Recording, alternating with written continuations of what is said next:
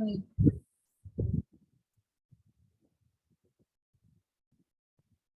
So we have already begun with periodic table and periodicity. So I told you मैंने थोड़ा सा sequencing को differ किया है as compared to your school book. So I have started first with long form of the periodic table or the modern periodic table first. Okay. So modern periodic table और modern periodic law जो है वो किस पे based है? किस पे based है? Ma'am, on atomic number. Yes, so it is based on that properties, physical or chemical properties. अगर तुम वैसे भी देखो तो physical और chemical properties किस पे depend करती है? Number of valence electrons पे depend करती है, chemical and physical properties. And वो जो होता है number of valence electrons किस पे depend करते हैं? Basically on atomic numbers. So chemical and physical properties of an element are function of atomic number, not of atomic weight. And who gave us this idea? Henry Moseley. Moseley's experiment. So he gave us this idea. Moseley, he did an experiment and that came out with this thing. Okay? So this was like this, and so our modern periodic table, and then our जो modern periodic table है electronic, अगर atomic number पे based होगा तो electronic configuration आएगी. तो electronic configuration कौन से rule से हम लोग follow करते हैं? Aufbau principle. So it is also based on, I can say, on Aufbau's principle. ठीक है? Now you know ना, remember tomorrow 4:30 to 4 to 5:30 we have a class together. We have a class together. We know that now. Yes, ma'am. Yes, ma'am. Okay, so that class will be for KVPY. So prepare people who are preparing for KVPY. They need to join, and we are starting with organic over there. And the others don't no need to worry. Proper भी हम proper उधर थोड़ा fast करेंगे, इधर थोड़ा सा normal way में करेंगे. ठीक है, प्रॉपर नोट्स के साथ करेंगे. एंड इसके लिए मैंने तुमको बोला था कि तुमको 3 लेक्चर्स नॉमेनक्लेचर के देखने हैं. You know the location of the lectures. Where did I tell you? Did I tell you? Yes, ma'am, you told where to find it. So you have to join, and on the basis of that you will have a test on Sunday. जिसमें तुम्हारा फिर से वही atomic structure आएगा, mole concept आएगा. मतलब 1/3 कह सकते हो एटॉमिक स्ट्रक्चर है, 1/3 मोल कॉन्सेप्ट है रिवीजन के लिए, और 1/3 जो हम 12th की क्लास में स्टडी करेंगे वो है, दैट इज नॉमेनक्लेचर. ओके, मतलब it will be basically nomenclature of hydrocarbons only. तो उतना तुमने क्लास 10th में भी पढ़ा है ना शायद. Yes, ma'am. ठीक है, तो you can easily attempt the test even if you are not able to do the class. Okay, so try to attempt the test. Fine. चलो नेक्स्ट हम लोग करते हैं. तो ये हो गया था. तो मैंने तुमको बता दिया था रफली जो हमारा पीरियोडिक टेबल है वो कैसा है. वो कुछ इस तरीके का है. It consists of 7 horizontal rows which are named as what? Periods. And what they denote the number of valence shares present in that element. ठीक है. Then we have 18 vertical columns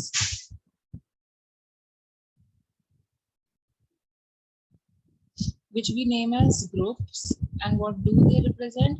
They represent number of valence electrons. Isn't it like this? Then जो हमारा ये है ये इस तरीके से जाता है रफली. अगर हम अपने पीरियोडिक टेबल को देखें तो it is shaped like this. Do you agree? Yes, ma'am. It is shaped like this. Fine. So here, then over here, then over here, and this, and then this, and 1, 2, 3, then 4, 5, 6 and 7. And ये periods होते हैं, इनको हम कैसे represent करते हैं? By Roman numbers.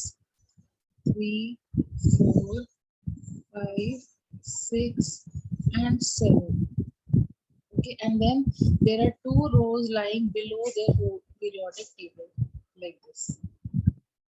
Okay, so now what does this represent?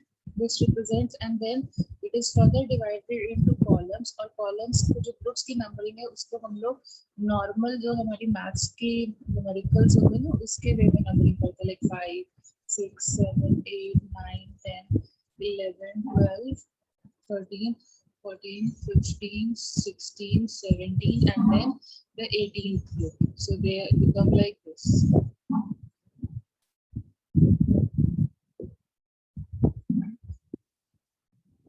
Like this. यही कराया था ना लास्ट क्लास में. So now see over here, the extreme left side two rows, they are known as what? Group 1 and group 2 are known as what? S block elements. Yes, group 1 and group 2 are known as, these two are known as S block elements. And S block elements का मतलब क्या हो गया? Group 1 का मतलब है उसका electronic configuration क्या होगा? NS1 and NS2, where NS1 stands for what? N stands for what? Principal quantum Number of number. period. Simple quantum. Yeah, principal quantum number, and it denotes the number of period as well, isn't it? Last का जो electron का principal quantum number होगा वही उसका period number भी होगा, isn't it like this? Yes, ma'am. ठीक है. अब इसमें एक एक्सेप्शन है, 1s2 जो एलिमेंट है वो 1s2 is not placed in group number 2, it is placed where? Group 18. Not in group 2, it is shifted to group 18 because it is a noble gas. It represents more properties of noble gas, that is helium. Okay, वो group 2 में नहीं मिल रहा है हम लोग को, ठीक है, उसको शिफ्टिंग कर दिया गया. अब उसके बाद में एक्सट्रीम राइट पे जाते हैं तो हमारे पास कौन से एलिमेंट्स आएंगे? ग्रुप 13 आएगा, 14 आएगा, 15 आएगा, 16 आएगा, 17 आएगा एंड 18 आएगा. ग्रुप 13 का इलेक्ट्रॉनिक कॉन्फ़िगरेशन रिप्रेजेंट करेगा NS2 NP1, मतलब उसके पास कितने वैलेंस इलेक्ट्रॉन होंगे? 3.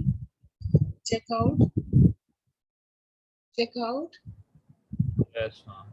अगर हमारे पास वैलेंस इलेक्ट्रॉन 1 होता है तो हम बोलते हैं ग्रुप 1 है. अगर हमारे पास वैलेंस इलेक्ट्रॉन 2 होता है तो हम बोलते हैं ग्रुप 2 है.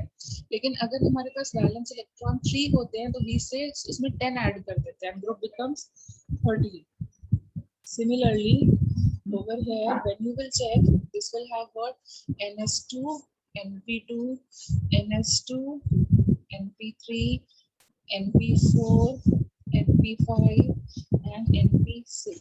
अगर हमारे वैलेंस इलेक्ट्रॉन्स 1 और 2 नहीं होते हैं तो उस केस में हम क्या करते हैं? जितने भी वैलेंस इलेक्ट्रॉन्स होते हैं उसमें अगर हम 10 ऐड कर दें, so I will get the group number. See,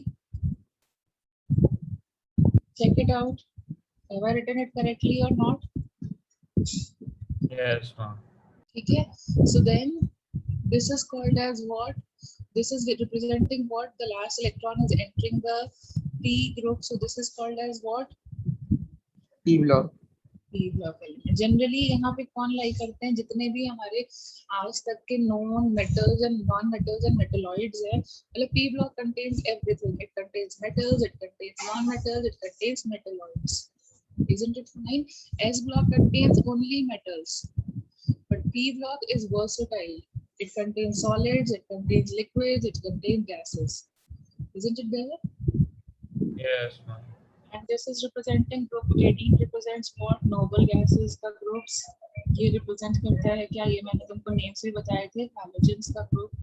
ये represent क्या करता है? Chalcogens. Yes, chalcogens या फिर oxygen family. ये क्या represent करता है? Nicogens या फिर nitrogen family. Yes, and ये क्या represent करता है? इसका कोई नाम नहीं है तो इसे carbon family. And this is your boron family. Fine. And then comes middle वाले elements. Middle वाले में हमारे पास क्या आता है? कौन से ग्रुप्स बचे रह गए? ग्रुप 3 से 12.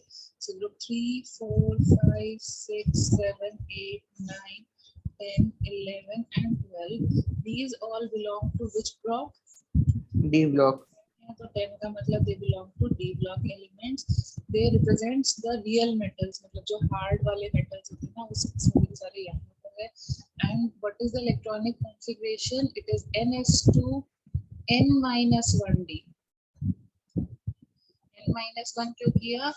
That is the reason they are called as transition metals, because they lie in between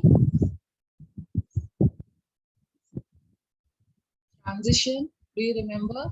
Yes, ma'am. They lie between the S block and P block So elements. this is ns2, this will become n minus 1 d2, n minus 1 d3. It should be d4, but because of exceptional thing, how do we write?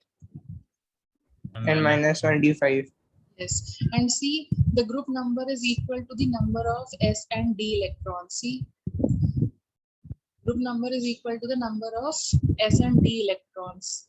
For d subshell, if you d block, if you want to find the group number, you just have to do count the number of s electron plus d electrons. देखो, is the group number corresponding? Check it out. Have I written it correctly? जो भी number आ रहा है, क्या वो group number को correspond कर रहा है? Yes, ma'am. ns2 n minus 1 d8 will be group number 10, and then ns1 n minus 1 d10 will be group number 11, and see over here ns2 n minus 1 d11 group number 12. ये correspond कर रहा है? Is it fine? Yes, ma'am. ठीक है. Now this is what? This is non-transition elements. Why? This group 12 is non-transition element. Why? Because इनका Because D Because not their having D cell is complete entirely filled. D cells. D is complete. Others are what? Transition. Others are transition since they These are have a transition elements. ठीक है. उसमें से भी मैंने तुमको learn करना सिखाया था कि ग्रुप 11 को हम लोग बोलते हैं कॉइनेज ग्रुप. क्यों बोलते हैं coinage group? Because coins were made from those metals, किससे like coins बनते copper. हैं? और किससे coins बनते हैं? Copper. copper, silver, gold. एक तुम्हें अभी भी पता होगा, when you travel with your grandparents, they throw coins in rivers. करते हैं कि नहीं करते हैं? You might have observed this thing. एक गंगा जी के, अगर तुम लखनऊ जाते हो तो कभी देखा है कि people throw coins in the river? नहीं ध्यान दिया. Earlier people used to throw coins in the river because पहले के जो coins होते थे वो copper के बने होते थे. You know, copper purifies. इतना तो अभी सब advertisements and also देख के पता ही चल गया कि copper helps in the purification of water. Yes, ma'am. So earlier coins were having more percentage of copper, so they used to throw coins so that the water gets purified. But अभी के coins फेंकने से कोई फायदा नहीं क्योंकि उनका alloy किसी काम का नहीं है. So that was a practice. Initially it was followed. So these are called as coinage metals. पहले के coins copper, gold, silver के होते थे, and they help in the purification of water. It helps us.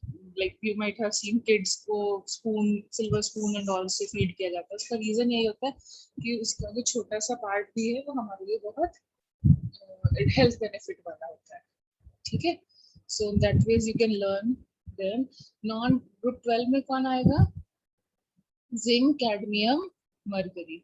तो ऐसे कर करके रोज हम थोड़े थोड़े ग्रुप्स को लर्न करने की कोशिश करेंगे. Is it fine? Yes, ma'am.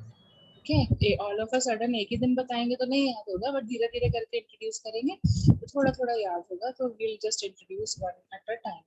So जैसे आज मैंने तुमको दो लर्न करा दी, zinc, cadmium, mercury, non transition and coinage. तो ऐसे कुछ कुछ टेक्निक्स से रोज हम थोड़ा थोड़ा लर्न करने की कोशिश करेंगे.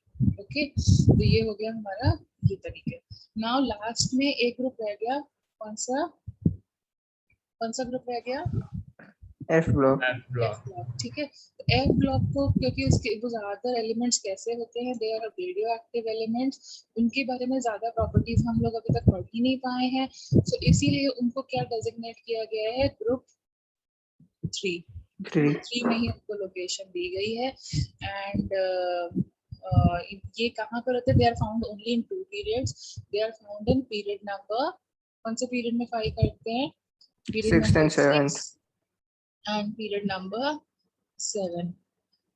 Okay, period number 6 में कौन लाई करता है? 4F series because n-2 चलता है, and यहाँ पर 5F series लाई करती है.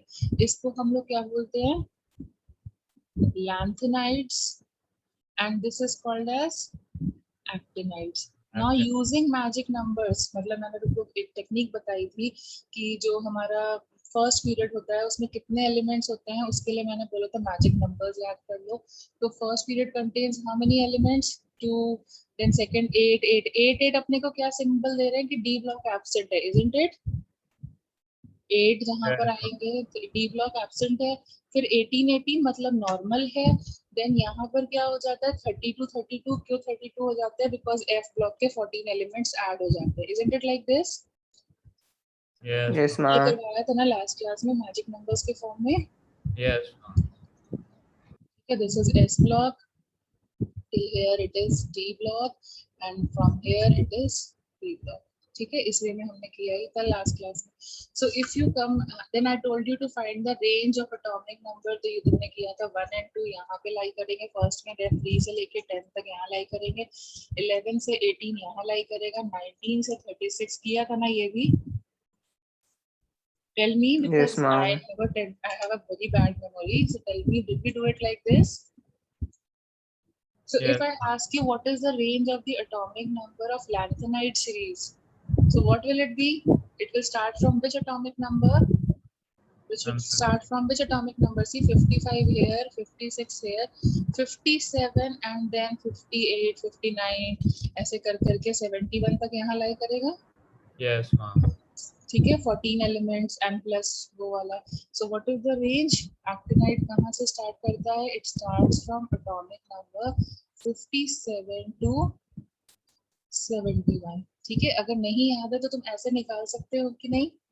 भाई मुझे तो नहीं याद रहता है frankly, so I do it like this only. ठीक है, then similarly second one is called as actinide series. 5F को हम बोलते हैं actinide series. How do we calculate? So see yourself 87 से 118 तक जाएगा.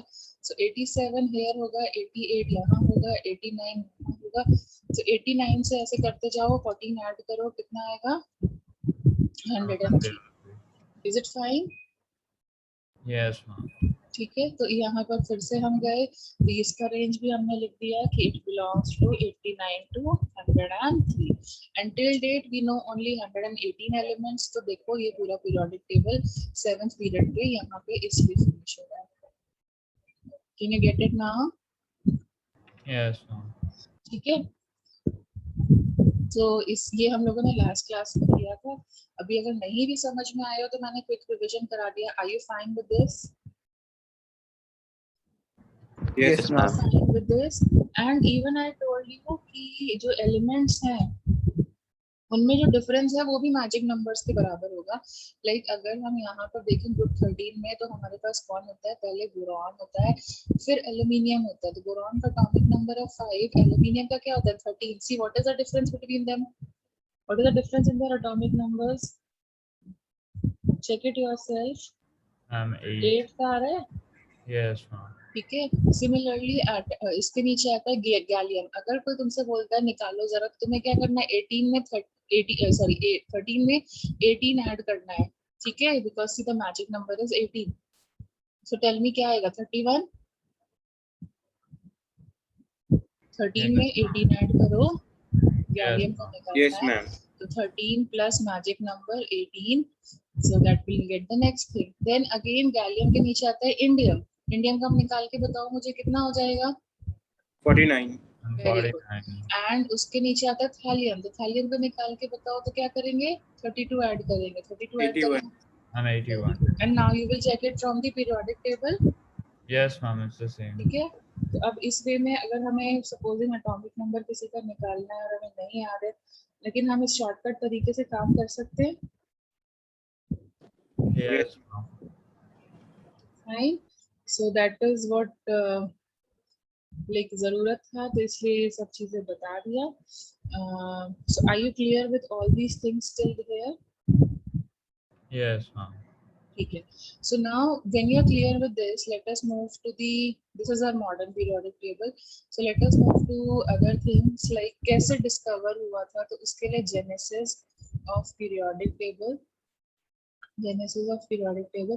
तो इनिशियली क्या था ना, बहुत कम एलिमेंट्स पता थे हमें, ज्यादा एलिमेंट्स की डिस्कवरी नहीं हुई थी. तो इसलिए पहले लोगों ने अपने अपने तरीके दिए. तो एक सबसे पहले किसने तरीका दिया? It was Daubernier who took a set of 3 elements at a time and he named it as Dobinus triads. तो उसने क्या बोला था कि 2 elements लो, उनके atomic weights का सम करो और सम करने के उसका एवरेज निकालो और एवरेज निकालने के बाद जो नेक्स्ट एटॉमिक नंबर आएगा उसके जो एवरेज में एटॉमिक नंबर आएगा, ये तीनों एलिमेंट्स जो हैं जैसे 23 एटॉमिक नंबर किसका है, सोडियम का, so they are going to show same type of properties. Can you follow? Sorry my mistake, atomic weights का लिया था हम लोगों ने. Can you follow this? Yes, ma'am. ठीक है, जैसे अगर हम लोग फ्लोरीन का 9 और ब्रोमीन का करें तो यहाँ पर क्लोरीन का एटॉमिक वेट आएगा 35.5 एंड 70 आना चाहिए, 70 का मतलब 60 71 आना चाहिए, तो इट शुड बी 62 और समथिंग. सो ये करें तो 9 + 62 करो कितना आएगा, सॉरी माय मिस्टेक, ये इसका 19 होता है. एटॉमिक नंबर्स लिख रही हूँ बार बार, माय मिस्टेक. सो इसमें कितना ऐड करना पड़ेगा अपने को, Should be 80. 52 है ना. 52 divided by 2, so it will be how much, 11.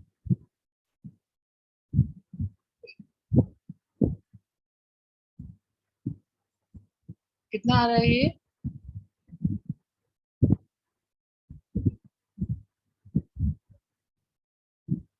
बेटा कितना आ रहा है, जल्दी जल्दी बोलो.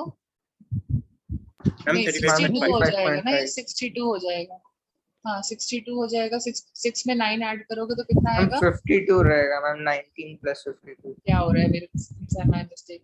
तो अच्छा ठीक है, 50 9 ऐड करोगे तो कितना आएगा, 61 आएगा ना बेटा. अपने को 71 चाहिए ना.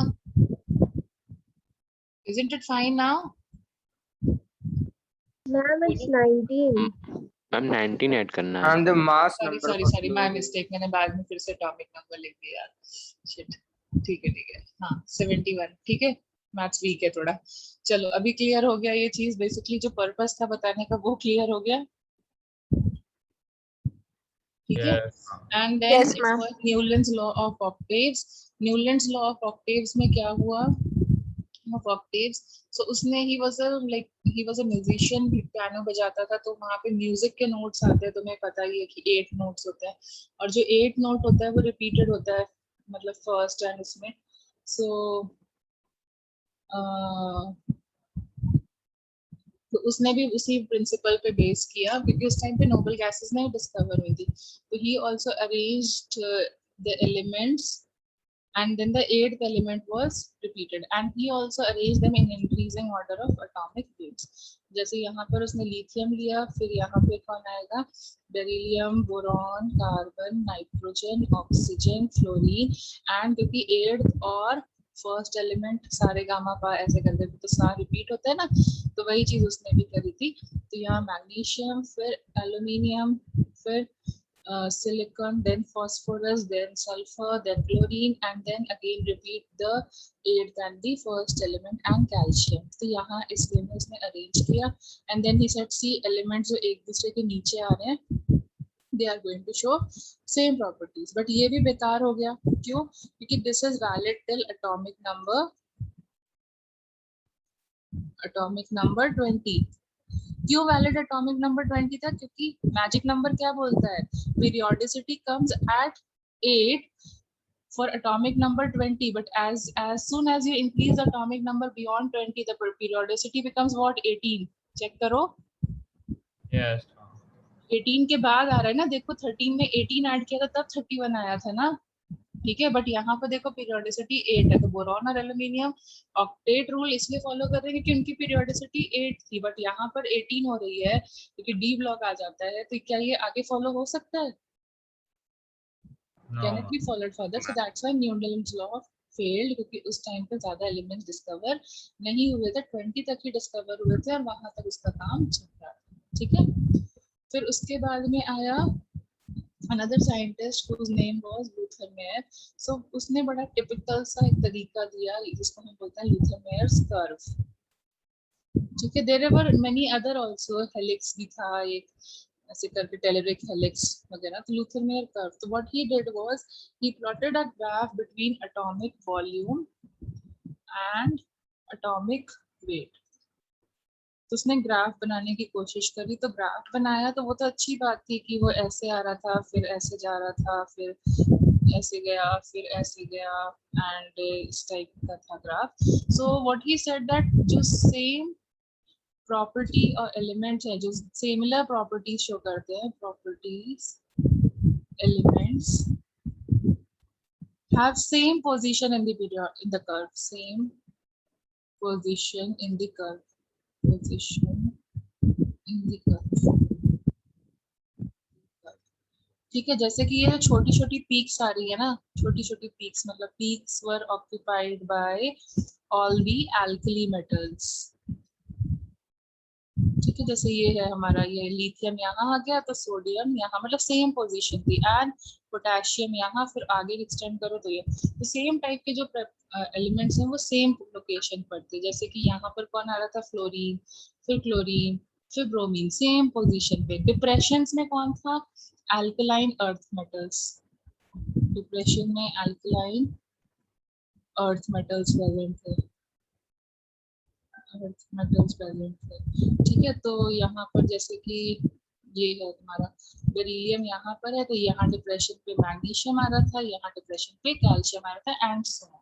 तो same property elements were showing same position in the group. But curve पढ़ना डिफिकल्ट लगता है कि नहीं? जब भी तुम्हारे पास में भी ग्राफ का क्वेश्चन आता है तो डर लग जाता है कि नहीं देख करके? Generally it happens or not? Do you find graphs to be comfortable to study or not, or tables to be comfortable? Table. Ma'am, moderate. Huh? Ma'am, moderate. Generally people have tendency of having affinity towards this thing, study in a better manner of tables as compared to graphs. Yes. ठीक है, तो इस वजह से क्या हुआ, ये बहुत अच्छा मेथड नहीं माना गया, and then again it was discarded, and then Mendeleev came with his table of the tabular form, which was more accepted. But again वहाँ पे भी क्या problem I,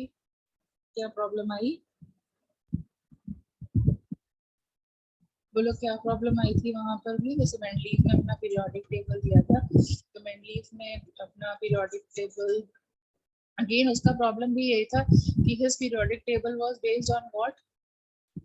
An atomic weight. Atomic mass.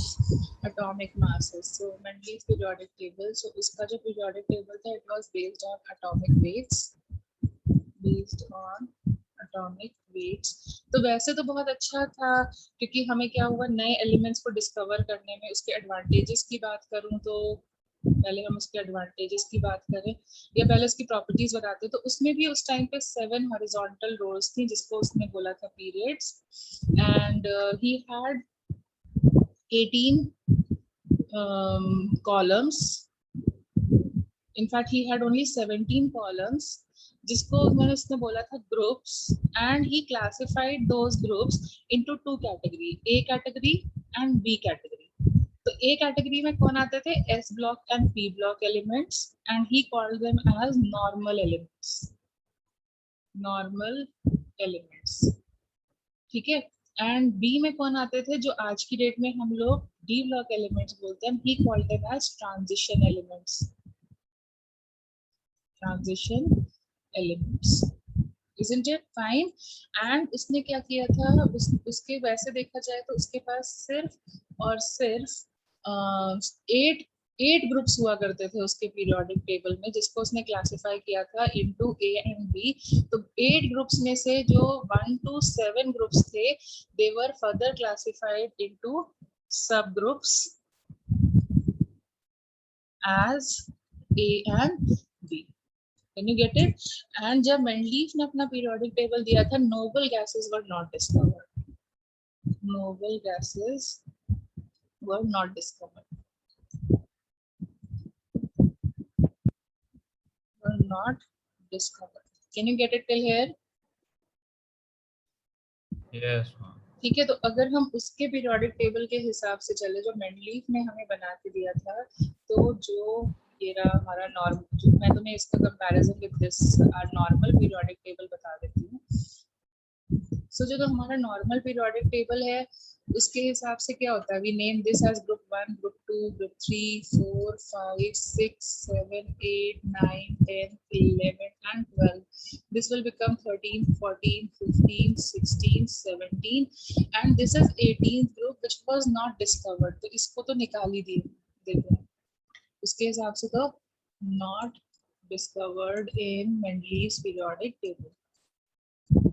Okay तो उसके पास basically 17 थे।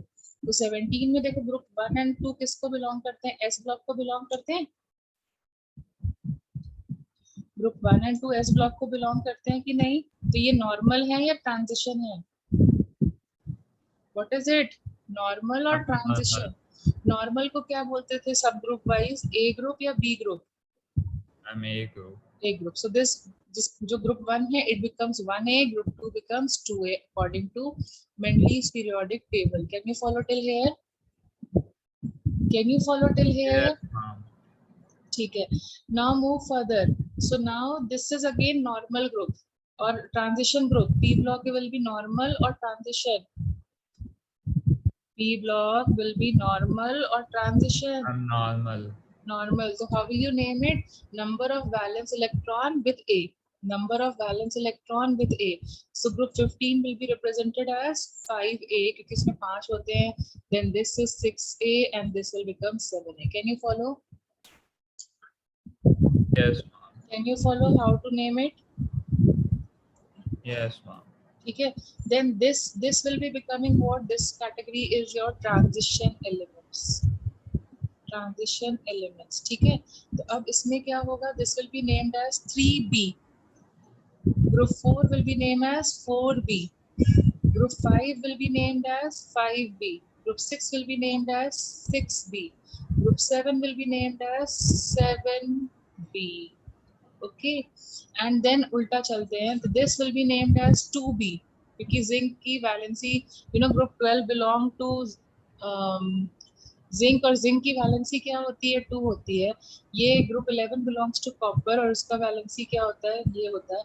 अब बचे रह गए ये तीनों, देखो बचे रह गए ये तीनों group 8, 9 and 10।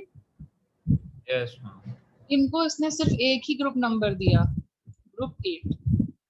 Group 9 that is iron cobalt nickel family जो है उसको सिर्फ में एक ही ग्रुप से डिफाइन किया, दैट इज ग्रुप 8। क्योंकि अदरवाइज देखो 7 + 7 14, 14 + 8 ग्रुप मतलब 7, 1 to 7 जाते हो group 1 according to Mendeleev 1 to 7 group जो है उनके 2 पार्ट्स होंगे A and B।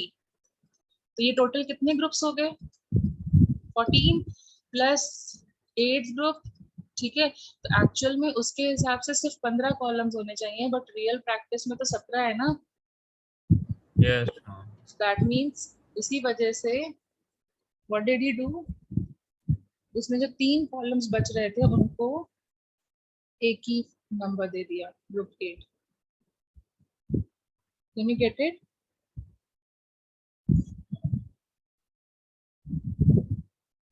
Can you get it? Yes, ma'am. Ma'am, yes. just one doubt, ma'am.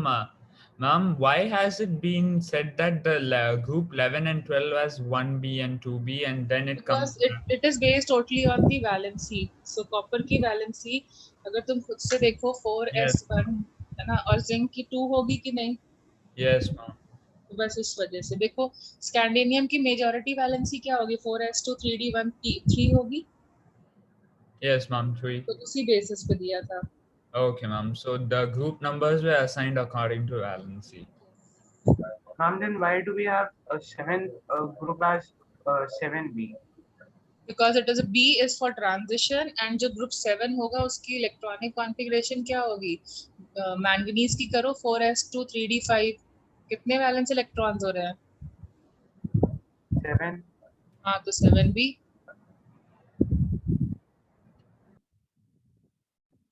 Okay Yes, ma'am.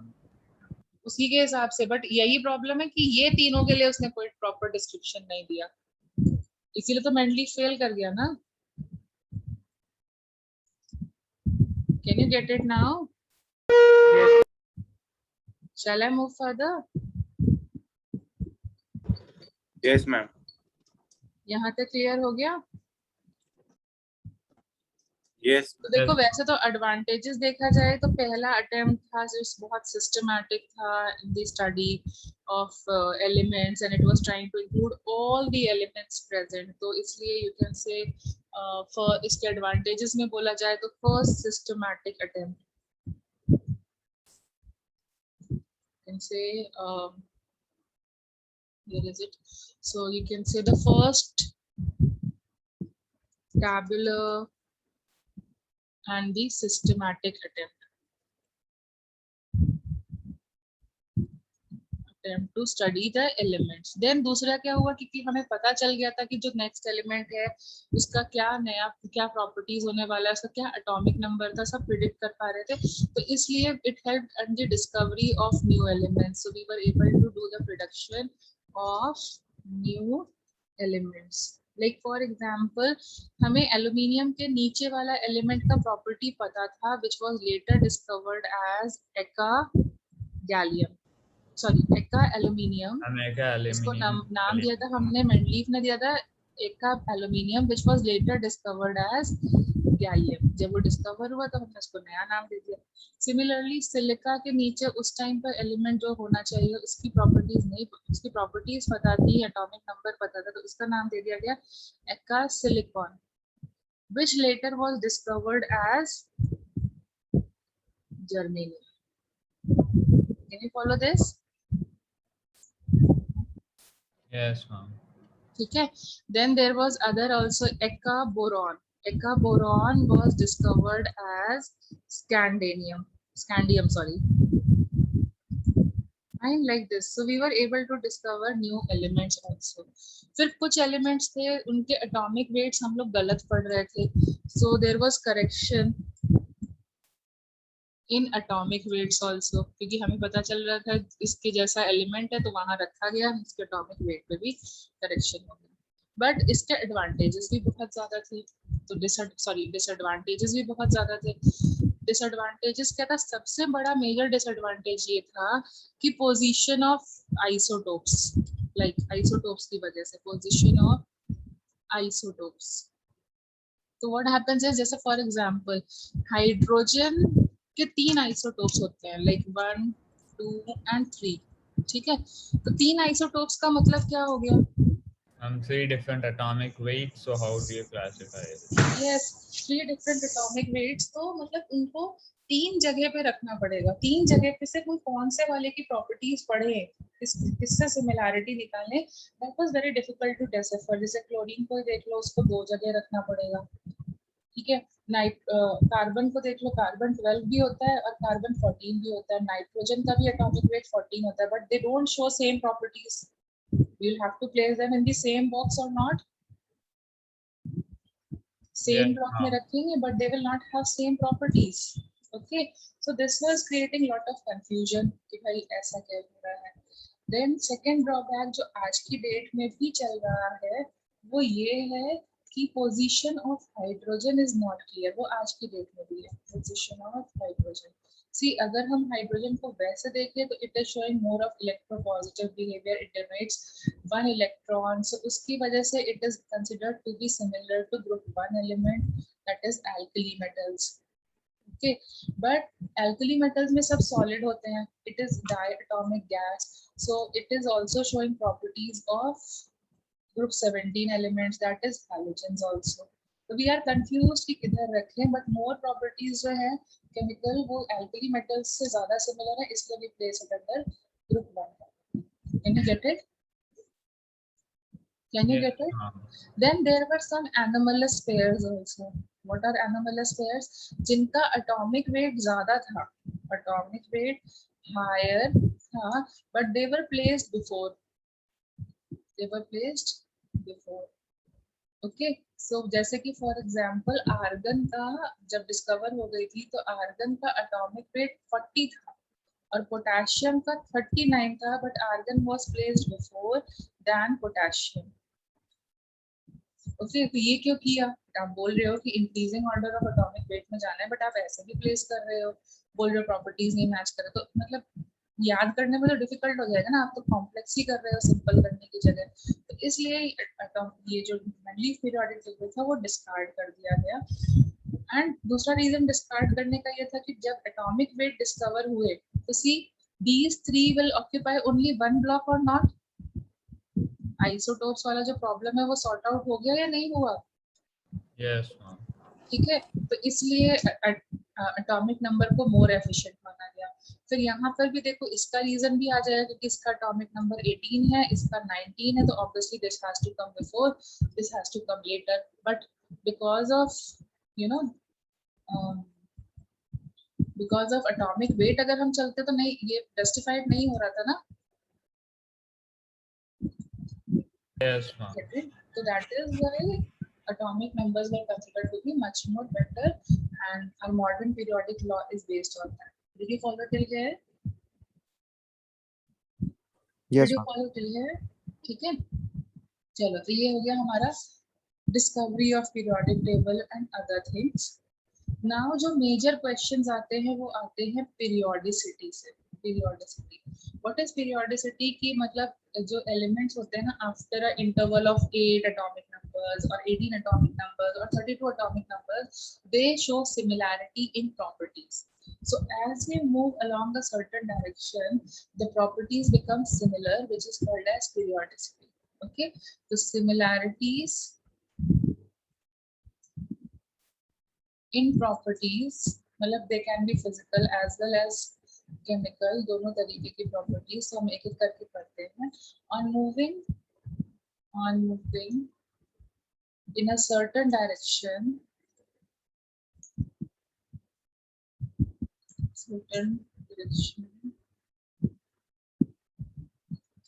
in the periodic table is called as periodicity.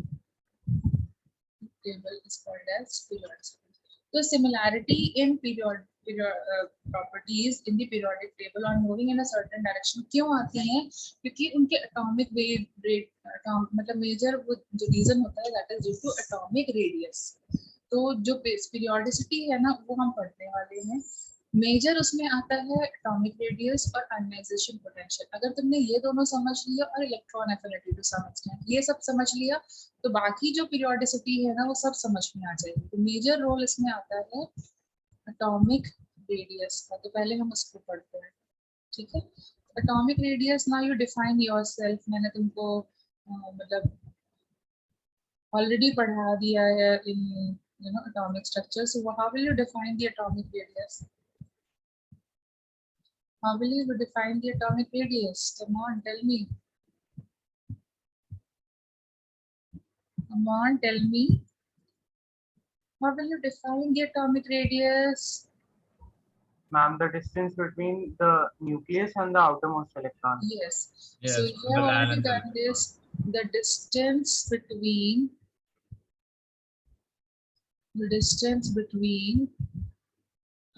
considering this fact that the atom is spherical, or generally you know the atoms are spherical only.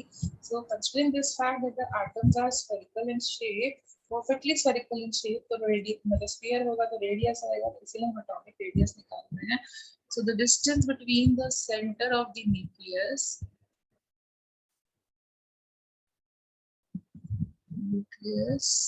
and the valence outermost orbit is called as the atomic radius. अब क्या होता है अगर मैंने तुमसे जैसे for example एक ball को दिया, बॉल एक स्फेरिकल इन शेप होती है और मैंने उसको बोला कि तुमको इसका एटॉमिक रेडियस निकालना है, तो तुम कैसे निकालोगे? कैसे निकालोगे? And we'll measure the distance from the center of the ball to like the outer. You will use a vernier caliper or something. Yes, ma'am. Diameter आ जाएगा तो उसके बाद में तुम उसको मेजर करके बता दोगे। Yes, want to ma'am. do like this, but you know जो हमारे majority atoms होते हैं, they don't exist in isolated state. इतना तो तुमने पढ़ा ही था class 10th में. Yes, ma'am. They are generally in combined state. So because they are found in combined state, and it is very difficult to isolate an atom. एक atom को निकालना बहुत difficult है. Difficult to isolate an atom. तो अगर एक ball को हम सेपरेट ही नहीं कर पाएंगे तो हम उसको वर्नियर कैलिपर में फिट कैसे करेंगे? तो at the microscopic level it is difficult to isolate an atom. तो हम क्या करते हैं, जिस फॉर्म में वो हमें प्रेजेंट मिलता है, मतलब मॉलिक्यूल फॉर्म में जैसे भी वो प्रेजेंट मिलता है, हम उसी से ही जुगाड़ लगा करके एटॉमिक रेडियस को कैलकुलेट करने की कोशिश करते हैं. ठीक है, तो on the basis of the combined state of that particular element, atomic radius can be classified into 3 categories. So what is it? Types of atomic radius. ना ये जो टाइप्स है, इसका जो क्लासिफिकेशन है वो किसके ऊपर बेस्ड है कि वो किस फॉर्म में वो एलिमेंट हमें मिलता है, किस कंबाइंड फॉर्म में हमें वो एलिमेंट मिलता है. जैसे फॉर एग्जांपल पहला हम लोग करते हैं कोवेलेंट रेडियस. कोवेलेंट रेडियस, तो कोवेलेंट रेडियस किसके लिए हम लोग जनरली करते हैं? जो जनरली डायटोमिक फॉर्म या पॉली एटॉमिक फॉर्म में प्रेजेंट होते हैं. जैसे कि मैंने तुम्हें बताया था, नाइट्रोजन हो गया, ऑक्सीजन हो गया, हाइड्रोजन हो गया, फ्लोरीन हो गया, क्लोरीन हो गया, ब्रोमीन हो गया. अब इनमें 2 क्यों लगा होता है? इनमें 2 क्यों लगा होता है, उसका रीजन बताते हैं. तो देखो क्या होता है, ऑक्टेट इज स्टेबल थिंग. अगर तुम्हारे पास 8 इलेक्ट्रॉन है आउटर मोस्ट में तो तुम स्टेबल हो गए. Noble gases are stable because they have 8 electrons in the outermost orbit. Yes, ma'am. Yes, ma'am. The same way, अगर 8 electrons होंगे तो we will happen to get stabilized. Okay, so that is one of the reason कि हम लोग octet की तरफ ज़्यादा भागते हैं. ठीक है, so in that course of this thing कि हम ऑक्टेट की तरफ जा रहे थे, तो क्या हुआ, नाइट्रोजन ऑक्सीजन क्या करते हैं, जैसे हम लोग लेते हैं हाइड्रोजन फ्लोरीन, तो फ्लोरीन के आउटर मोस्ट में कितने इलेक्ट्रॉन्स होते हैं? 7. ठीक है, दूसरे वाले फ्लोरीन के भी आउटर मोस्ट में कितने इलेक्ट्रॉन्स होते हैं? 7. दोनों को एक एक इलेक्ट्रॉन की कमी हो रही है. Yes, ma'am. तो वो क्या करते हैं, वो आपस में म्यूचुअल अंडरस्टैंडिंग कर लेते हैं. लाइक फॉर एग्जांपल मतलब like specially in engineering we do कि बुक्स बहुत कॉस्टली हो जाती है, तो हम क्या करते हैं, एक बंदा बुक खरीद लेता है, बाकी सब उससे शेयरिंग करके फोटोकॉपी करवा करके काम चला लेते हैं.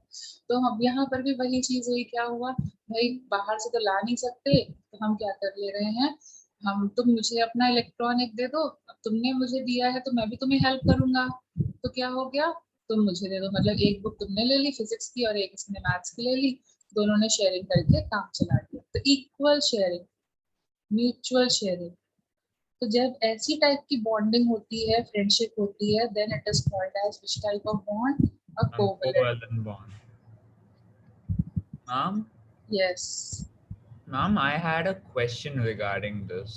से Ma'am, so for example, ma'am, both hydrogen and oxygen, ma'am, they have the ability to form covalent bonds. Yes So which is pretty stable enough, ma'am. Yes. So in other circumstances, they also take part in ionic bond formation sometimes. Yes, but उसके लिए देखो ये दोनों equal powerful है. ठीक है, when you form an ionic bond, one has to be a giver and other has to be a taker. ठीक है, Yes. अब मतलब वही वाली चीज है कि टाटा और अंबानी की फ्रेंडशिप होगी तो वो कोवेलेंट ही होगी ना. Yes, ma'am. ठीक है, तो यहाँ पर दोनों सेम पावर के हैं. फ्लोरीन फ्लोरीन के बीच में होमोएटॉमिक बॉन्ड जो होते हैं उनमें जनरली कोवेलेंट ही आ सकती है क्योंकि दोनों के पास सेम पावर है. But when it is something like एक पुअर है और एक रिच है, उस केस में क्या हो सकता है, मतलब if you have a younger sibling, you will be the donor and he will be the acceptor of knowledge. वो तुमको थोड़ी ना बताएगा कि भैया प्लस माइनस ऐसे किया जाता है, या it won't be worthful for you. ठीक है, तो when it is heteroatomic species, तो वहां पर एक कमजोर पड़ जाता है और एक देने वाला बच जाता है, तो then it is ionic bond. Yes, but homoatomic में तो दोनों ही सेम पावर के है ना, जितनी तुम्हारी लेने की कैपेसिटी उतनी मेरी है. yes, ma'am. Obviously what deal can happen? What deal can happen? किस टाइप की डील हो सकती है? Mutual sharing, I suppose. Yes. Okay. Yes, ma'am. Yes, Ma'am, you so have. it depends on the circumstances under which Yes, the that's bond. why we have three particular circumstances, and that's why I was telling you we will have three different type of radius. Yes, ma'am. Okay. Now fine. Yes, ma'am. चलो आगे करें फिर. Okay तो यहाँ पर can you see मतलब actual में क्या हो रहा है when you will make a covalent bond तो हम क्या कर सकते हैं हमें ना मतलब एक मॉलिक्यूल का जो रेडियस है वो निकल के आ सकता है बट उस मॉलिक्यूल के जो रेडियस में मतलब distance between the nuclei we can find मतलब हमारा जो नॉलेज है या जितनी इंफॉर्मेशन है it is constrained only till calculation of distance minimum distance between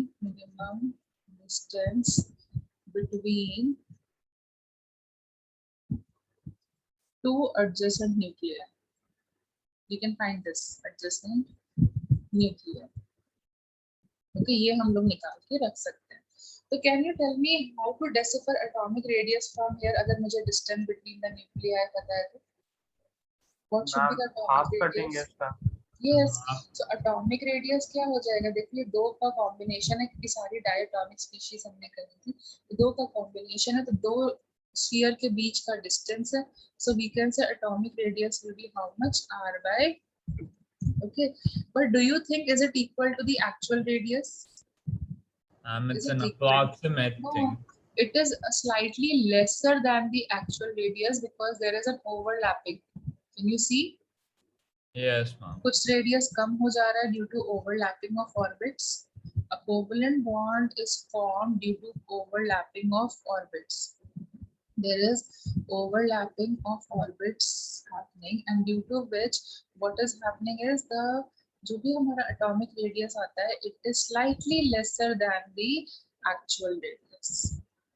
थोड़ा सा कम आ जाता है लेकिन हमें इसी से काम चलाना पड़ रहा है क्योंकि प्रिसाइज कितना ओवरलैपिंग होगा और उसको कैसे ऐड करना है उसका कैलकुलेशन अभी हमारे पास नहीं है या है भी तो वो एमएससी या मे बी फ्यूचर क्लासेस में होगा हमारे आईआईटी सिलेबस में नहीं है. सो कैन आई से डिपेंडिंग ऑन कैसे तुम फाइंड कर रहे हो जैसे यहाँ पे हमने कोवलेंट मॉलिक्यूल के लिए रेडियस फाइंड किया तो we call it as covalent radius and it is lesser than the actual radius. Can you follow this thing? Yes, ma'am. ठीक है. Yes, ma'am. ठीक है. Ma'am, in here, ma'am, the capital R stands for what? The minimum distance between the two nuclei, adjacent nuclei. Yes, ma'am, we symbolize it using R. Okay, ma'am. Yes. Okay. मतलब 2 times the diameter कह सकते हो. Yes, ma'am. Okay. ठीक है. अब देखो जो metals होते हैं मेटल्स कैसे फाइंड करते हैं हम लोग नेचर में. How are metals found? Monatomic, diatomic, which way? How do you write sodium, potassium, rubidium, iron? Monoatomic. Monatomic. तो अब यहाँ वहाँ पे क्या कोवलेंट रेडियस लगा सकते हो? No, ma'am. No. So we are going to use another radius that is metallic radius. क्योंकि वहाँ पे कैसी बॉन्डिंग होती है metallic bonding होती है. कॉपर, जिंक ये सब देखो हम लोग ऐसे ही लिख देते हैं aluminium and all such things. ठीक है तो वहाँ पर बॉन्डिंग कैसी चलती है उसको हम बोलते हैं मेटालिक बॉन्डिंग. तो मेटालिक बॉन्डिंग क्या होती है? Now tell me metals are what solid liquid or gas? Nearly in all cases solid. So that means they will be closely packed. Solids Yes, have ma'am. strong force of attraction, they will be closely packed. So when we talk about metals or metallic bonding, so metallic bonding क्या होती है? You know metals have loosely bonded electrons. Metals tend to have loosely bonded electrons and because उनके electrons loosely bonded होते हैं इसी वजह से they show luster. क्यों? क्योंकि loosely bonded होते हैं हल्की सी light पड़ी they get to the excited energy level light पड़ना बंद हुई so they come back to the original level and they fall into our visible range and that's why they appear to be shinier than non-metals. Can you agree? Yes, ma'am. Loose electrons is one of the reason for their luster. Loose electron is one of the reason being a good conductor क्योंकि हमें effort नहीं लगाना पड़ता उनके electrons को निकालने के लिए. All these are good reasons for being. Can you understand उसके पीछे कौन है involved basically? Loose electrons. Yes, ma'am. Yeah. ठीक है. So actually में metallic bonding क्या होती है? जैसे ये तुम्हारा piece of metal है, तो इस piece of metal में क्या होगा? इसके जो जैसे ये atoms हैं, इनके जो electrons है ना, वो निकल करके बाहर घूम रहे हैं, मतलब इसी पीस के अंदर है, मतलब स्पूल के अंदर घूमना है तुम्हें कहीं पे भी, ठीक है. सो you can see they are closely packed, sorry, you can see they are closely packed, and because you know they are solids, so they're hard solids, so they are going to be closely packed generally, and because वो luster वगैरह show करते हैं, मतलब यहाँ पे sea of electrons होंगे, इनके जो electrons हैं वो ऐसे ऐसे इधर घूम रहे होंगे, sea of electrons. अब देखो अगर किसी से electrons निकल जाएं, ये metallic bonding होती है, अगर हमारे electrons निकल जाएं तो हमारे ऊपर कैसा चार्ज बचा रह जाएगा? I'm positive. Positive charge. सो जो ये बचा रह जाता है पॉजिटिव चार्ज, इनको कर्नल्स बोलते हैं, ठीक है. तो kernels are embedded in sea of electrons. Can you follow this way? So basically electrons are very loosely packed inside. Yes, that's why you get luster, फटाफट मिल जाता है, shiny दिखते हैं. रीजन समझ में आ रहा है ना अब? अदरवाइज तो तुम्हें ज्यादा है. Can you please explain this again? See, the metals tend to have loosely bonded electrons, तो वो ऐसे घूम रहे हैं, मतलब तुम अपने इसको छोड़ के नहीं जा सकते, मतलब रेसेस चल रहा है स्कूल की बाउंड्री के अंदर कहीं पे भी रह सकते हो, ठीक है. So this floating region is called as sea of electrons. Is it fine now? Ma'am, so basically they'll still be Okay, under the ma'am. electric. Ma'am, so basically Yes, you cannot leave it. You are attracted by electrostatic force of attraction, but Yes, because but it is it low, is you can very- be nearby. yes, ma'am, they जैसे would एक be होता है ना, nearby. Substitution class लगती है, तो तुम मर्जी जो है वो कर सकते हो, लेकिन ऐसा नहीं क्लास के बाहर जा सकते. अब समझा? तो ये सब्स्टिट्यूशन ma'am. क्लास वाला चीज. और Uh, जो अगर तुम्हारे इलेक्ट्रॉन थोड़े से बाहर चल गए तो तुम्हारे ऊपर पार्शियल पॉजिटिव चार्ज आएगा. Yes, ma'am. That is why we are calling them as kernels, not as atoms, because they will be neutral. Yes, ma'am. ठीक है. So it's So a partial positive charge. yes. Okay. So now because these atoms are closely packed and we can find the value of R. R means the minimum distance between the nuclei of two atoms. So R की value और atomic radius हम कैसे find करेंगे? How will you find the atomic radius? It will be R by 2. Yes, ma'am. Check it. And don't you think now this time, because they are not having any kind of gap between them, they are closely packed because they are solids, so don't you think this time जो भी हमने metallic radius निकाला है, isn't it equal to that of the actual radius? Yes, Yeah. ma'am. This time it is equal to the, approximately you can say it is equal to the actual radius. Can you follow? Yes, ma'am. ठीक है. तो हमने देखो जो species independently exist करती हैं उनका निकाल लिया, जो डायटोमिकली एग्जिस्ट करती है उनका निकाल लिया. अब क्या बचा रह गया? थर्ड कैटेगरी बची रह गई. वो किसके लिए है? That is for noble gases. Now although noble gases कैसे एग्जिस्ट करती हैं? कंबाइंड या फिर इंडिपेंडेंट? डायटोमिक और monoatomic? Like Noble helium gases. dye. Who exists diatomically in noble gases? Who exists? Which gas exists? Not diatomic. Like single. They are monoatomic. They are monoatomic. Yes. Do you agree? Yes, They don't ma'am. react ma'am. only, na? So all of them exist They are monatomic. तो independent. बोलोगे monoatomic में तो फिर हम metallic radius लगाना चाहिए कि नहीं? Yes, ma'am. क्योंकि हमने पढ़ा था जब मोनोटॉमिक है उनके लिए ये लगा लो, जो डायटोमिक है उनके लिए कोवेलेंट लगा लो. But problem over here is I cannot use metallic radiuses because they are gases.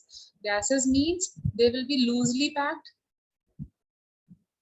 Metallic radius में तो क्लोजली पैक्ड है, but because they are gases they will be loosely packed और not. Yes, Tell ma'am. me yourself. What do you mean by loosely packed? That there will be a certain distance between the atoms? Gases matlab lower force of attraction between them, so they will be loosely packed, they will have certain force of distance between them or not. Yes, ma'am. Yes, ठीक ma'am. है. Now again my constraint is मेरे को नहीं पता कितना distance होगा इनके बीच में, और मेरे पास सिर्फ एक ही चीज पता है, I can just calculate the value of r. So in this case when I will find the atomic radius, what will be the atomic radius? Again एक ही तरीका है हमारे पास फाइंड करने का कि r निकालो और r/2 कर दो. So tell me in this case who is going to be greater? जो हमने ये तरीका Van निकाला der है. Waals radius. Yes, van der Waals radius will be equal to, less than or greater than the actual radius. What do you think? I'm greater than. Greater than. Can you just understand why it is greater? Yes, ma'am. ठीक है.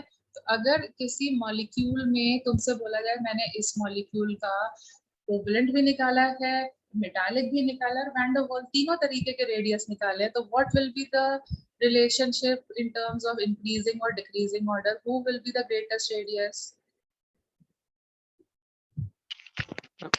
सबसे बड़ा radius किसका आएगा? Who will be the Van der greatest Waals. radius? Yes, क्यों? Van क्योंकि der इसमें Waals. Gap आता है. गैप आता है क्यों? क्योंकि वो गैसेस के लिए फाइंड किया जाता है.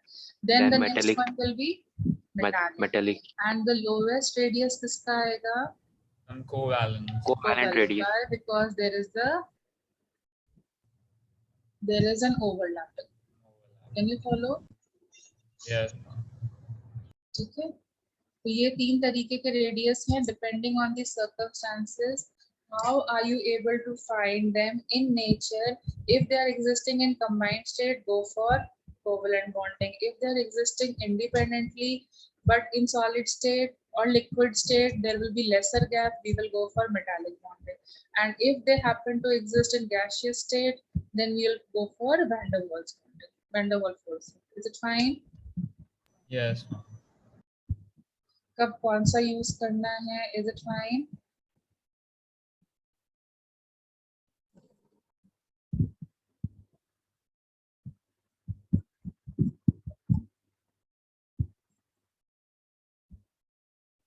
कब कौन सा यूज करना है? Is it fine also? Yes, ma'am. Yes. Ma'am, Van der Waals radius is just for noble gases or Yes, gas. because they only exist as independently and the form of this Yes, thing, na? ma'am. Okay.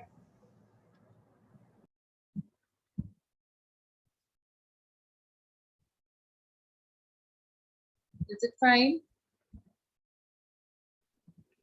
Yes, ma'am.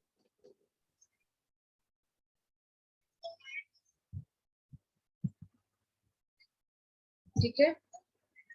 So अभी मतलब आगे का पढ़ने के लिए तो हमें ये पता करना पड़ेगा कि what are the factors on which atomic radius depends. Factors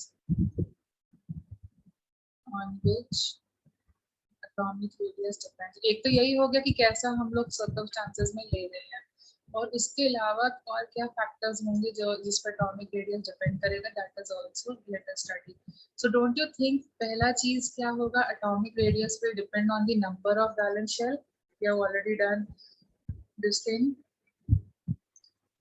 पहला रेडियस a0 है तो सेकंड रेडियस 4a0 हो जाता है, थर्ड वाला 9a0 हो जाता है, then 16a0 and so on. Yes, ma'am.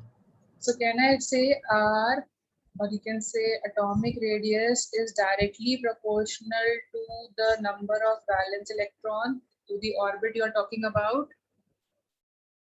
Yes, ma'am. Even formula में भी तुमने पढ़ा था Rn is proportional to n square. Tell me, did you do that or not? Yes, ma'am. So can I say मतलब as the number of shell will increase, the atomic radius will also increase? Yes, ma'am. Yes, ma'am. ठीक है. Next thing we'll do. So now you can understand that जो atomic radius है वो किस पे govern करेगा? By the attractive force coming from the nucleus also. Yes, ma'am. ठीक है. So the atomic radius also depends on atomic number. Okay, atomic number. Fine. तो atomic number you have already done कि n square upon z होता था, तो देखो number of valence shell पे भी depend कर रहा है और atomic number, दोनों चीजों पे depend कर रहा है. Yes, ma'am. ठीक है, तो एटॉमिक नंबर पे कैसे डिपेंड करता है वो हम लोग करते हैं. तो supposing we want to talk about for same N value, जब नंबर ऑफ ऑर्बिट दो इलेक्ट्रॉन्स का, दो एटम्स का सेम आ रहा है, same N value, okay, and उनके एटॉमिक नंबर वैरी कर रहे हैं, तो किसका ज्यादा होगा किसका कम होगा, इसको हम लोग कंसिडर करते हैं. उसको कंसिडर करने के लिए क्या करना पड़ेगा, just give me a second, we will consider it.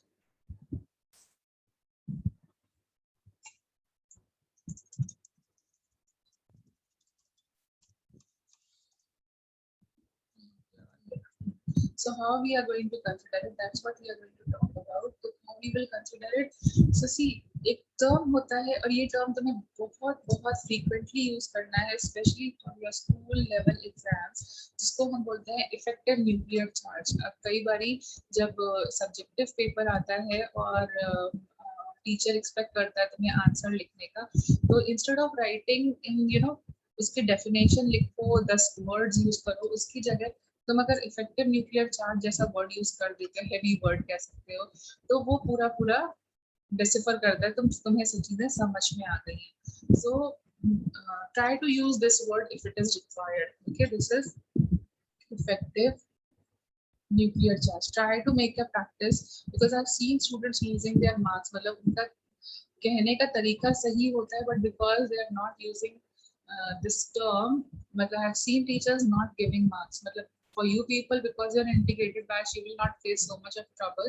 But still, I want you to use this particular word because future में हो सकता है दिक्कत हो जाए. ठीक है, तो इसको बार बार इतना बड़ा term ना लिखना पड़े, तो मैं इसके लिए ये notation use कर रही हूँ. Is it fine?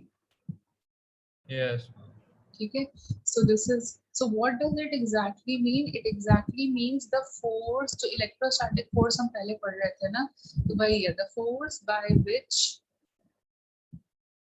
electron is pulled by the nucleus, is pulled by the nucleus. Okay, उसको हम लोग effective nuclear charge बोलते हैं. You get it? So this applies to individual electrons, right? Yes, yes. Obviously, inner electrons will have high effective nuclear charge.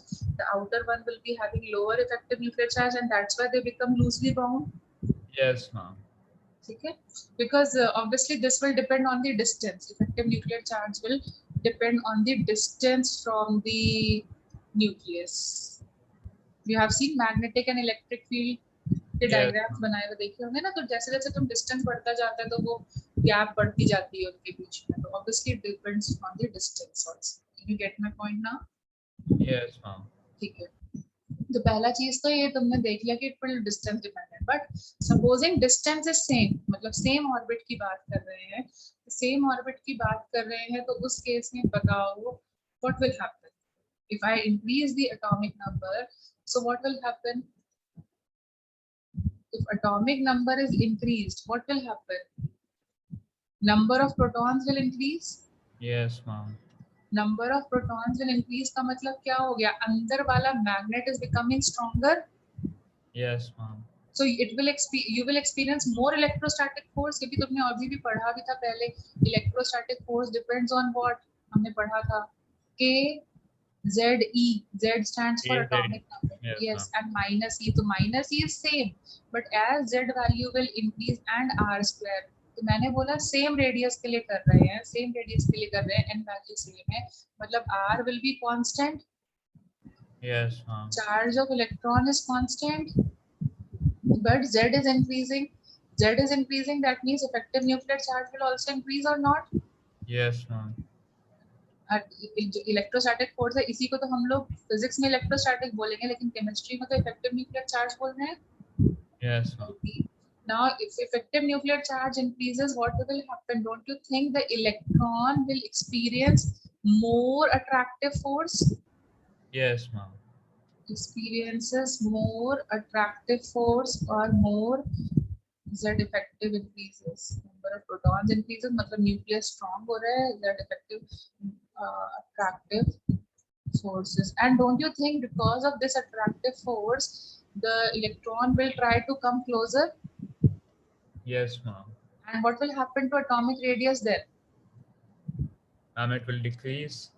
Closer to the nucleus. Yes. So if you talk about same number of orbit, same distance पे बात करते हो और उस time पे effective nuclear sorry Z value को atomic number को बढ़ाते जाते हो तो उस केस में क्या हो जाता है Z effective as it will increase the electron will come closer and I can say it will decrease the atomic radius. That means, can I say that atomic radius is indirectly proportional to atomic number?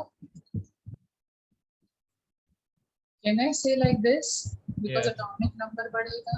And see, it was proven from the formula also. Isn't it like this? N square upon Z. Z stands for atomic number. Yes, ma'am. Okay. Now you check yourself. Hydrogen का जो atomic radius है वो ज्यादा आएगा as compare to helium ion. Mathematically check कर लेना. As compare to lithium ion. क्यों? In all the cases n की वैल्यू 1 रहेगी बट z की वैल्यू वैरी कर रही होगी. You can check yourself that the atomic radius, the ground state level atomic radius for hydrogen atom will be highest in comparison to the others. So mathematically also it is proven. You can check. This is a homework to check. Yes, ma'am. Okay. Ma'am, So but this is on the assumption that we are considering the same shell. No, obviously when you will consider different shell, तो obviously बात है कि वो 4a0 हो जाएगा, 9a0 हो जाएगा, तब तो नहीं करना है. It is only for same shell. Yes, ma'am. Ma'am, hydrogen like species. Yes, वो तो मैंने पहले ही बता दिया तुमको. यहाँ पे लिखते ही बोला था for same n value. Yes, ma'am. If n value is different, तो obviously बड़ा वाला जो radius होगा वो मतलब जो बाहर वाला होगा वो ज्यादा बड़ा होगा. ठीक है. बट अगर n वैल्यू सेम है तब के लिए हम बात कर रहे हैं. ओके. Yes, ma'am. अगर n सेम होगा तो देखो दो वेरिएबल्स हैं तो पहले हमने क्या वैरी कराया? n को वैरी कराया. अब n को सेम तरह करके z को वैरी करा रहे हैं. Yes, ma'am. वन कंडीशन है. ठीक है. Yes, ma'am. So this is like, ma'am, when we speak for the periodic table, this is how it varies across a period. Yes. Generally. Yes, so that's what we will do it in the next class. So now what is your homework? Like एक तो तुम्हारा test है तो मैं ज्यादा homework तुम्हें दे नहीं रहे हैं. ठीक है. क्योंकि केवीपीवाई तुम लोग ऑलरेडी प्रिपेयर करोगे तो उसके लिए तुम 10th स्टैंडर्ड की बुक ले सकते हो. उससे नॉमेनक्लेचर ऑफ हाइड्रोकार्बन्स रिवाइज कर सकते हो जो तुमने ऑलरेडी किया ही है. And quickly I will make you revise tomorrow. ठीक है. Nomenclature of hydrocarbons. Then next class we will revise nomenclature of functional groups and we will bind up nomenclature. हम नया chapter मतलब reaction mechanism and all पे move on कर जाएंगे. तो ये अभी के लिए मतलब आज कल की क्लास का टारगेट यही है. फिर उसके साथ साथ तुम्हें क्या करना है? एटॉमिक मतलब अपना बुक उठाना है. उसमें से एटॉमिक रेडियस तक मतलब उसमें आयनिक रेडिया आएगा and other things will be there. You have to just give a brief reading. Okay, brief reading like I keep on telling you ना. And IOC में NCERT governed questions बहुत ज़्यादा आते हैं तो please अपनी बुक को बहुत seriously पढ़ो. So you just have to go through it. Periodic table वाला chapter पूरा read करना है till atomic radius. मतलब atomic and ionic radius करके होगा वो पूरा पढ़ना है ताकि when I teach you in the class you are able to follow in a better manner. And the rest homework is you can keep on revising your last chapters मतलब mole concept और उसके questions करते रह सकते हो और उसके doubts को डिस्कस कर सकते हो. ठीक है. अभी मैं इतना नहीं कराया हुआ है कि I can give you questions based on periodic table. So from maybe next class onwards I will be giving you question based on periodic table also. But अभी we haven't gone too much in the chapter. So right now I cannot. But later classes we will be discussing and we'll be giving you questions, assignments and everything. But abhi ke liye tum book se thoda sa read kar lo so that you feel better in the class. Is it fine? Yes, ma'am. Yes, ma'am. Can we Ma'am, keep could you it- please tell that which chapters like have more weightage in the KVPY exams? There is no weightage criteria in KVPY. कुछ भी आता है मतलब weightage देखो school level पे matter करता है. ठीक है. Affinity होता है टीचर्स का but at competitive level there is no weightage. तुम्हारा जो लीस्ट वेटेज चैप्टर होता है ना उससे भी क्वेश्चंस बहुत ज्यादा आ जाते हैं. तो वहाँ वेटेज मैटर नहीं करता है. मतलब कुछ भी हो जाता है। जैसे एक टाइम था जब 70% 12th आता था और 30% 11th आता था। अभी क्या हो चुका है, ये भी उन्होंने 50-50 कर दिया। मतलब sometimes it is 54% and 46%, sometimes it becomes 58। तो ये चीजें when it comes to a competitive exam, because I am pro in that, so I can tell you कि ये चीजों पे वी डोंट बिलीव एक्चुअली, क्योंकि IIT है, कुछ भी कर देता है। Can you get my point? पहले भी Yes, यही ma'am. चीज जो है ना जनवरी में ही होता था। नाउ कंसीडरिंग दिस पॉइंट कि बच्चे ने 12 ज्यादा पढ़ा है और 11 कंपैरेटिवली कम है, तो 60-40 का भी रेशियो रहा है। But slowly and steadily we are feeling since last 3 to 4 years this gap has been totally eradicated. It is almost 50-50. मतलब ऑल्दो अभी भी 12th का परसेंटेज थोड़ा सा 50 से ज्यादा है, 11th का थोड़ा सा 50 से कम है, बट 50-50 ही है। ठीक है, तो यहाँ कुछ नहीं पता, IIT कुछ भी कर सकता है। जैसे पहले एक टाइम था जब बोला जाता था कि मल्टीपल ऑप्शन करेक्ट में नेगेटिव मार्किंग नहीं आती थी, फिर एकदम all of a sudden it happened कि नेगेटिव आने लग गई। पहले मैच द फॉलोइंग में मैट्रिक्स मैच में नेगेटिव नहीं आती थी, all of a sudden it happened. So for IIT nothing is predictable, so we don't believe in, for KVPY also we don't believe in the weightage criteria. Okay, weightage criteria topic wise है। जैसे कि periodic table में मतलब majority आप कोई भी book उठाते हो या कुछ भी उठाते हो तो तुम देखोगे कि long form of periodic table से ही 95% क्वेश्चंस आते हैं। जेनेसिस वगैरह से उतने ज्यादा क्वेश्चंस नहीं आते हैं, and that is the reason मैंने भी तुमको इन दो क्लासेस को कंसीडर करोगे तो I have also given major time on the long form of periodic table as compared to genesis. Fine, इस वे में हम लोग तो फिर भी थोड़ा बहुत मैनिपुलेट कर सकते हैं, बट अदरवाइज हम मैनिपुलेट नहीं कर सकते। Okay, ma'am. So that's it, we'll keep it till here for today. Thank you everyone. Thank you, ma'am.